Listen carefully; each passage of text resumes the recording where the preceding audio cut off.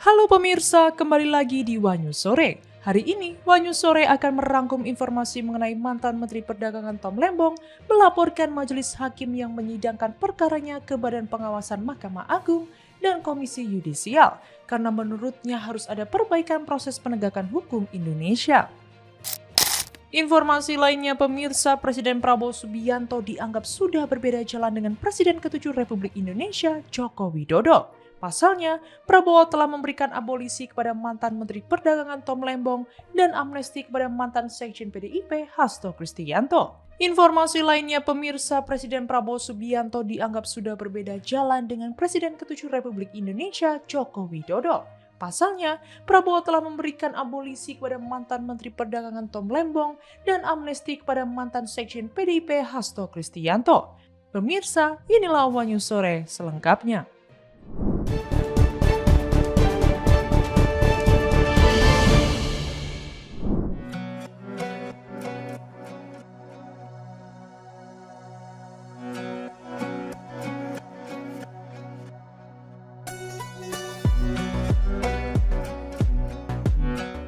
Mantan Menteri Perdagangan Tom Lembong melaporkan majelis hakim yang menyidangkan perkaranya ke Badan Pengawasan Mahkamah Agung dan Komisi Yudisial. Kuasa hukum Tom Lembong Said Musafi mengatakan langkah itu diambil sesuai dengan komitmen kliennya yang mendorong perbaikan dalam proses penegakan hukum di Indonesia.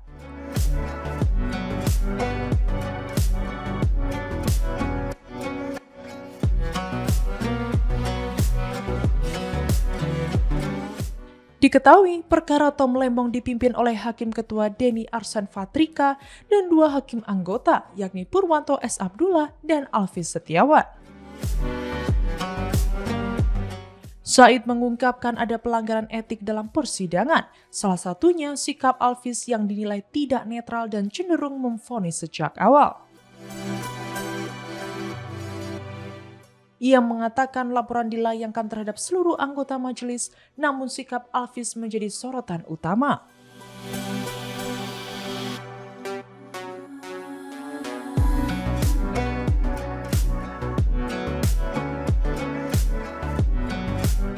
Sebelumnya, Tom Lembong divonis 4 tahun 6 bulan penjara oleh Pengadilan Tipikor Jakarta dalam perkara impor gula. Tom Lembong kemudian mendapatkan abolisi dari Presiden Prabowo Subianto sehingga proses hukumnya dihentikan.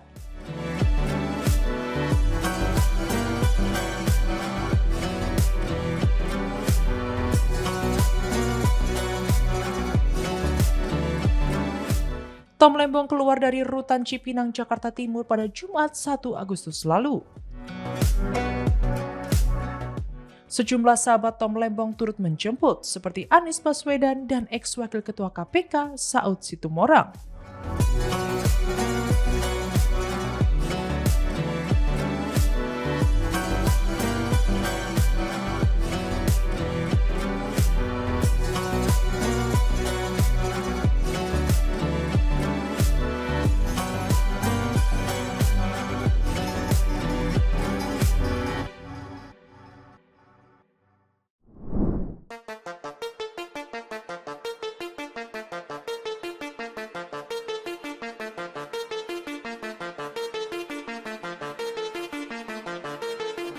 Kepala Komunikasi Kepresidenan Hasan Nasbi menyoroti maraknya pengibaran bendera One Piece.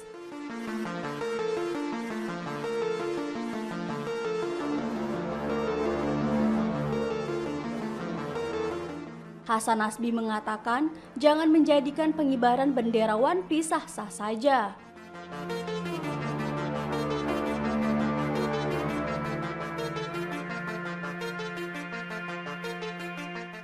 Ia meminta masyarakat tidak menjadikan gerakan pengibaran ini menjadi distraksi.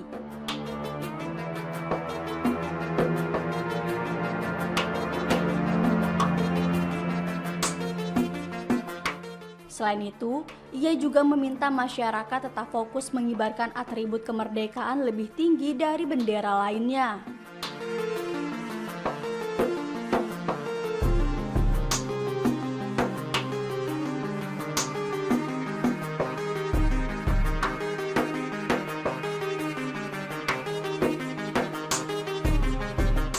Sementara itu, Menteri Sekretaris Negara Prasetyo Hadi mengatakan, pengibaran bendera One Piece menjelang peringatan hari ulang tahun ke-80 RI boleh-boleh saja, sebagai sebuah ekspresi kreativitas.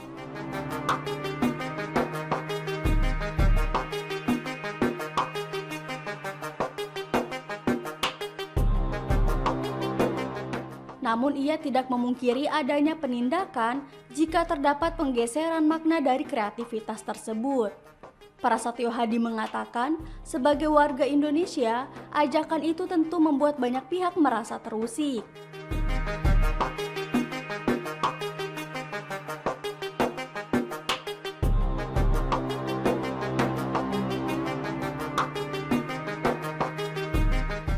Terlebih, bendera merah putih adalah bendera sakral yang pengibarannya bisa dilakukan secara sah setelah memperoleh kemerdekaan 80 tahun lalu.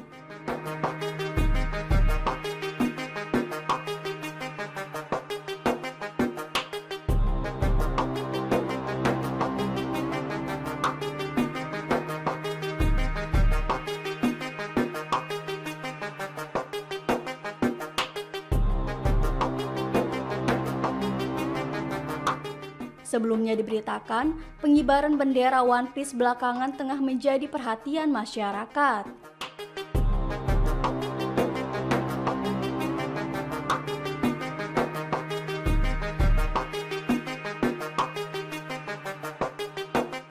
Situasi mengenai bendera One Piece semakin ramai usai Wakil Ketua DPR Sufmi Dasko Ahmad menyebut pengibaran bendera tersebut merupakan salah satu upaya memecah belah bangsa.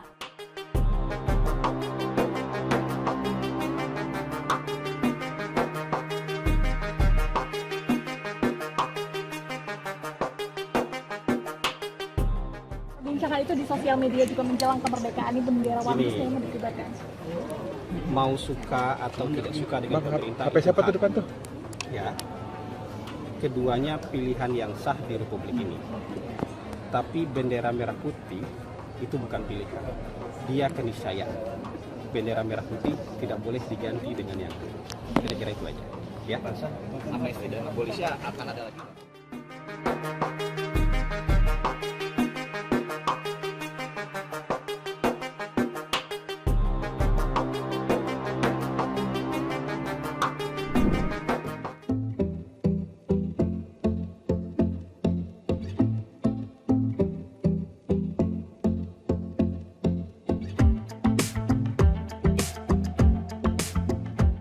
Ketua Dewan Kehormatan Partai Gerindra, Ahmad Muzani menyampaikan terima kasih kepada Ketua Umum PDIP Megawati Soekarno Putri lantaran telah mendukung pemerintahan Presiden Prabowo Subianto. Muzani mengungkapkan, ucapan dukungan itu sudah disampaikan Megawati dalam berbagai kesempatan. Sebelumnya, Megawati mengatakan partai yang dipimpinnya akan mendukung pemerintah jika kebijakannya berpihak kepada rakyat. Namun PDIP juga akan bersuara lantang dan bertindak tegas terhadap setiap penyimpangan dari nilai-nilai Pancasila, keadilan sosial, dan amanat penderitaan.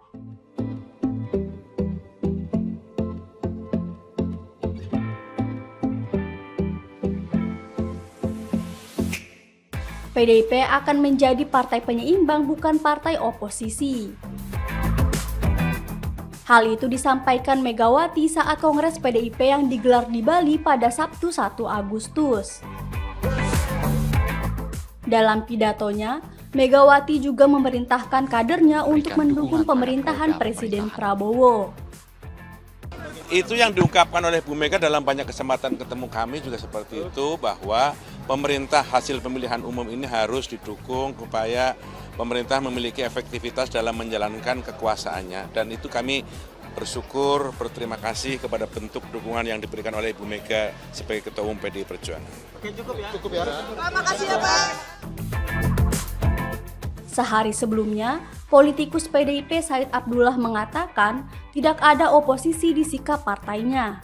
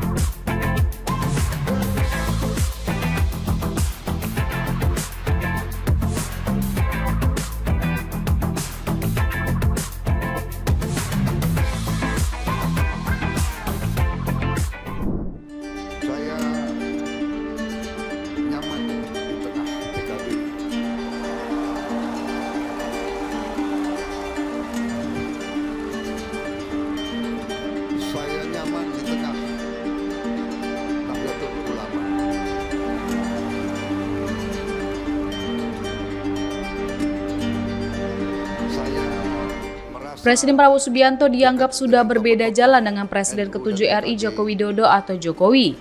Pasalnya, Prabowo telah memberikan abolisi kepada mantan Menteri Perdagangan Tom Lembong dan amnesti kepada mantan Sekjen PDIP Hasto Kristianto. Di saat-saat genting, saat-saat kritis, krisis-krisis besar. Menanggapi hal itu, politisi PDIP Ruhut Sitompul enggan berspekulasi.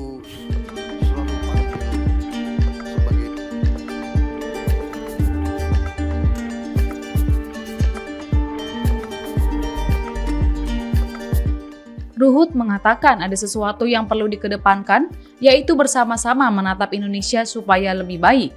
Sehingga, apabila ada persoalan besar maka perlu dikecilkan.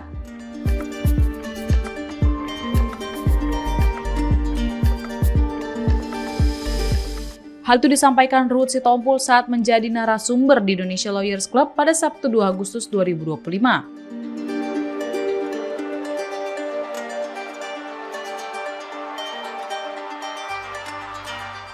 Ia mengaku kaget dengan langkah Prabowo dan tak menyangka jika kepala negara itu mengambil sikap untuk memberikan abolisi dan amnesti.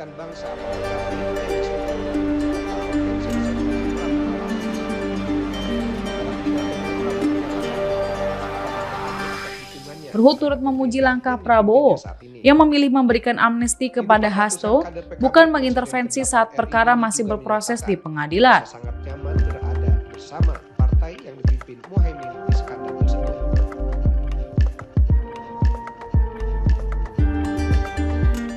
Meski secara politik Ketua Umum PDIP Megawati Soekarno Putri telah menginstruksikan agar seluruh kader mendukung Prabowo, sekalipun berada di luar pemerintahan.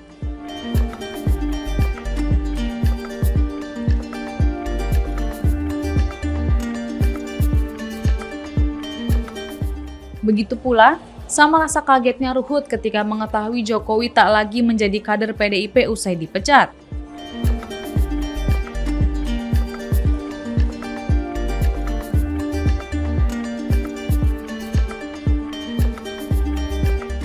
Kendati begitu, ia meyakini bahwa langkah-langkah yang telah dilakukan oleh Prabowo dan Jokowi semuanya bisa saja terjadi.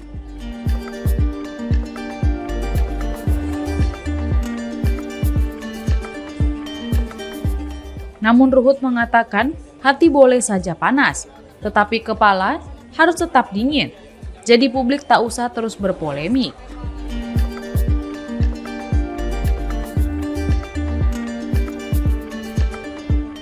Ia menyebut harus berangkulan membantu Presiden Prabowo mengatasi masalah rakyat, mulai dari lapangan kerja, masalah ekonomi, dan lainnya.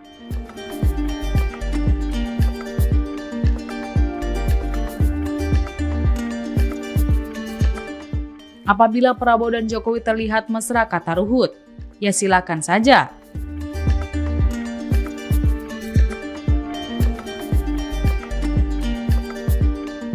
Namun, ia menegaskan bahwa PDIP dan Partai Gerindra tetap memiliki chemistry demi kepentingan rakyat bersama.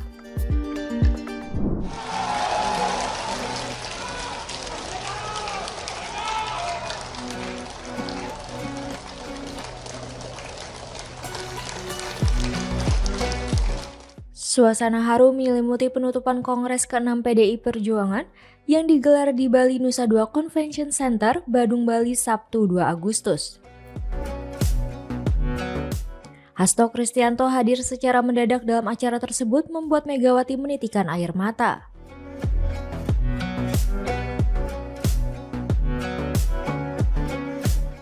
Kejutan terjadi ketika Megawati sedang menyampaikan pidato politik di akhir Kongres.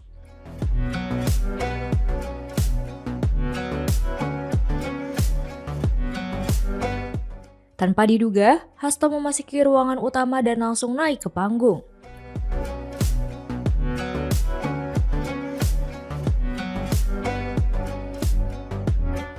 Hasto mencium tangan serta memeluk Megawati yang tampak emosional menerima kehadiran Hasto.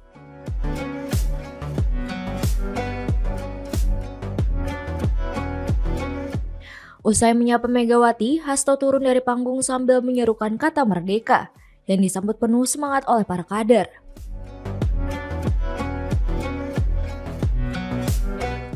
Menanggapi kehadiran Hasto, Megawati mengaku ia selalu mendoakannya setiap hari.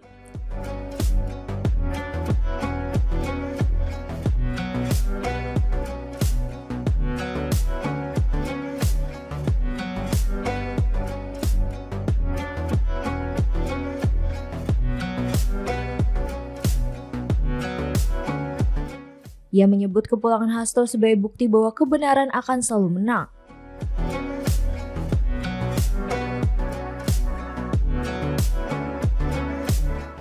Hasto kembali muncul ke publik setelah bebas dari rumah tahanan KPK Jumat 1 Agustus usai mendapat amnesti dari Presiden Prabowo Subianto. Keputusan Presiden terkait pemberian amnesti telah lebih dulu diserahkan pemerintah kepada KPK yang kemudian menjadi dasar pembebasan Hasto.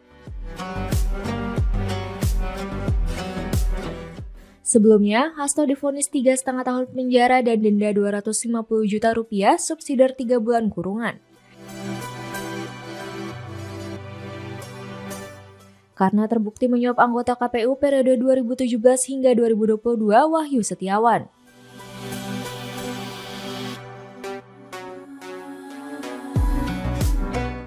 Suap tersebut berkaitan dengan pengurusan pergantian antar waktu anggota DPR 2019-2024 untuk Harun Masiku. Hukuman ini lebih ringan dari tuntutan jaksa KPK yang meminta pidana 7 tahun dan denda Rp600 juta.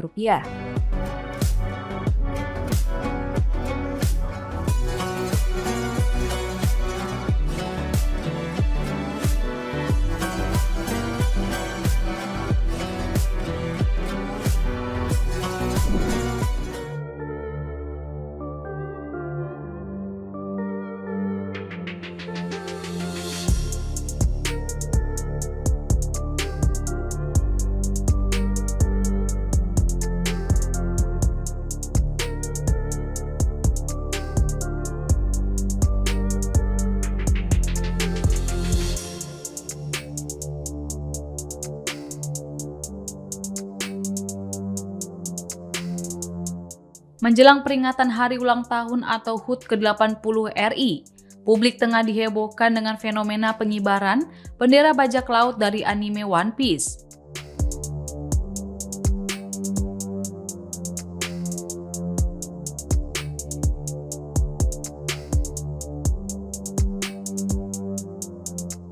Bendera yang dikenal sebagai Jolly Roger itu dikibarkan berdampingan dengan bendera merah putih.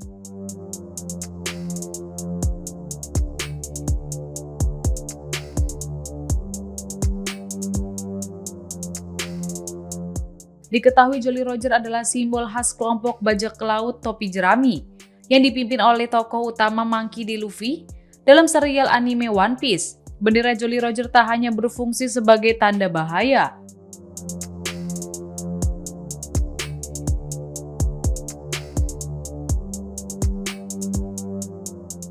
Akan tetapi juga menyimbolkan perjuangan personal melawan penindasan, termasuk sebagai bentuk kritik terhadap kekuasaan absolut.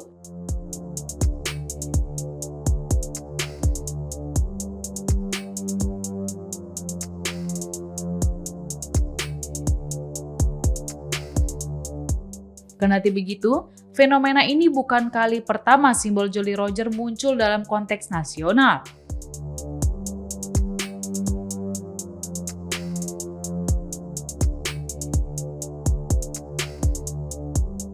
Pada masa kampanye Pilpres 2024, rupanya Wakil Presiden Gibran Raka Buming Raka sempat menggunakan PIN tersebut.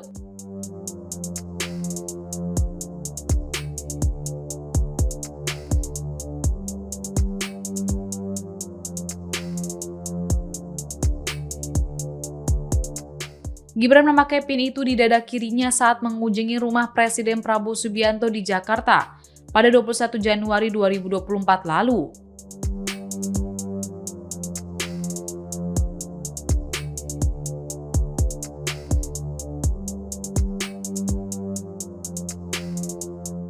Namun, setelah Gibran terpilih sebagai wapres yang mendampingi Presiden Prabowo, lambang bajak laut itu justru seakan menjadi musuh pemerintah.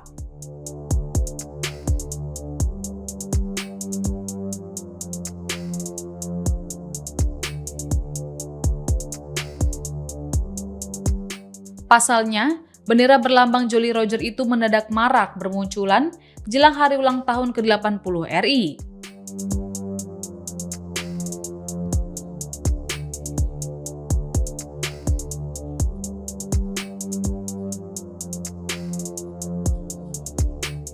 Wakil Ketua DPR RI Sufmi Dasko Ahmad mengatakan, pemasangan bendera One Piece ini adalah upaya memecah belah bangsa karena dikibarkan jelang HUT kemerdekaan.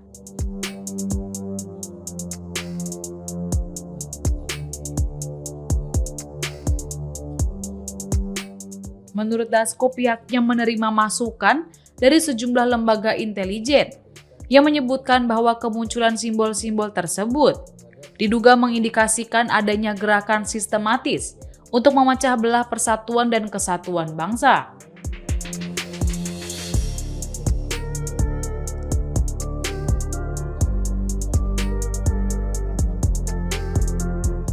Lalu, Menko Polkam Budi Gunawan menegaskan bahwa pemerintah akan mengambil langkah tegas jika ada upaya kesengajaan pengibaran bendera bajak laut itu.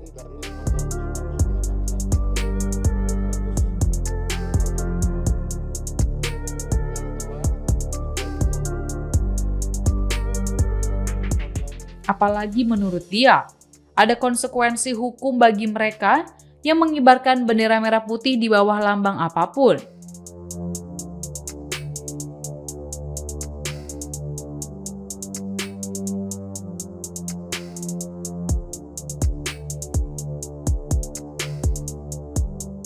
Sebagaimana diatur dalam Undang-Undang Nomor 24 Tahun 2009 tentang bendera, bahasa dan lambang negara serta lagu kebangsaan. Karena dia saya minta maaf.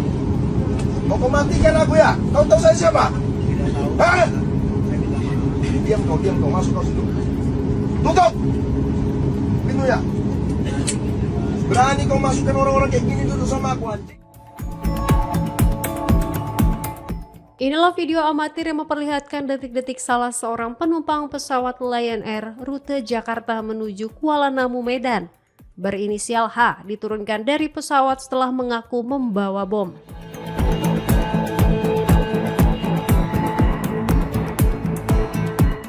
Insiden terjadi di Bandara Internasional Soekarno-Hatta, Tangerang, Banten.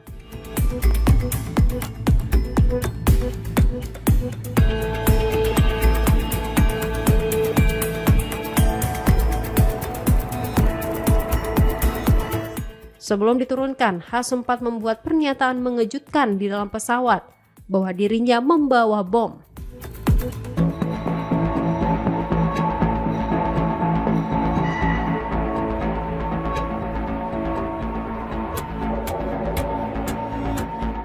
Pengakuan itu sontak membuat panik penumpang lain dan para awak kabin.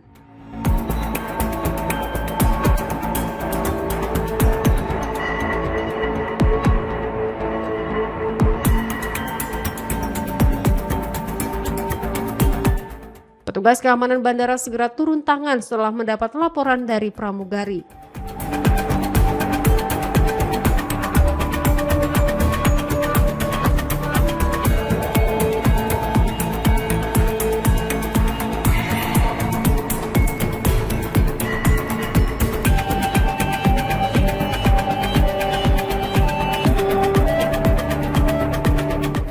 Akibat kejadian ini, jadwal keberangkatan pesawat sempat tertunda untuk dilakukan sterilisasi, meski tidak sampai mengganggu operasional penerbangan lainnya di Bandara Soekarno-Hatta.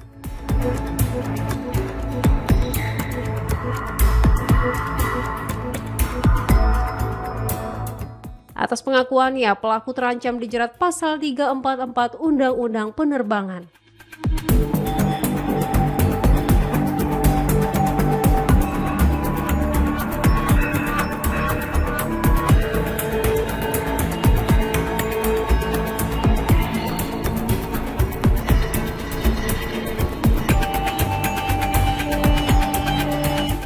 Namun, berdasarkan hasil pemeriksaan, pelaku diketahui mengalami gangguan kejiwaan.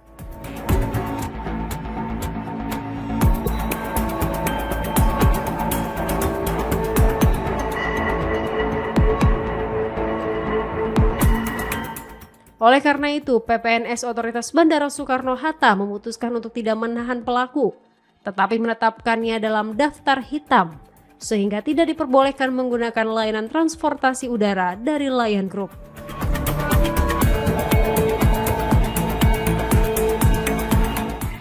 Terkait ada video rekaman tentang adanya bom di dalam pesawat, itu mungkin bercandaan, tapi itu dapat merugikan ya, karena memang itu sudah menjadi aturan dari maskapai penerbangan gitu, bahwa bercandaan terkait bom ataupun hal-hal yang memang membuat skeptis para penumpang itu dapat merugikan, karena jika hal itu terjadi maka penumpang merasa tidak aman dan tidak nyaman. Mungkin lebih ke ini ya, untuk memberikan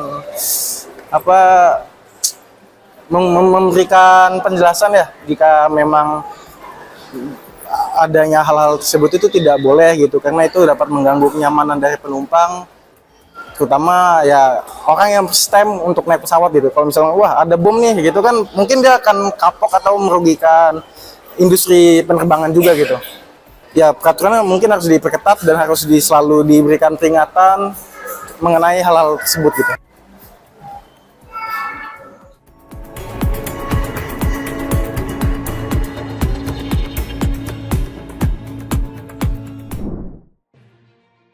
Demikian informasi yang dapat kami sampaikan pemirsa. Terima kasih telah bergabung bersama kami. Sampai jumpa di One News Sore berikutnya. Setiap hari pukul 7 malam hanya di kanal YouTube TV One News.com.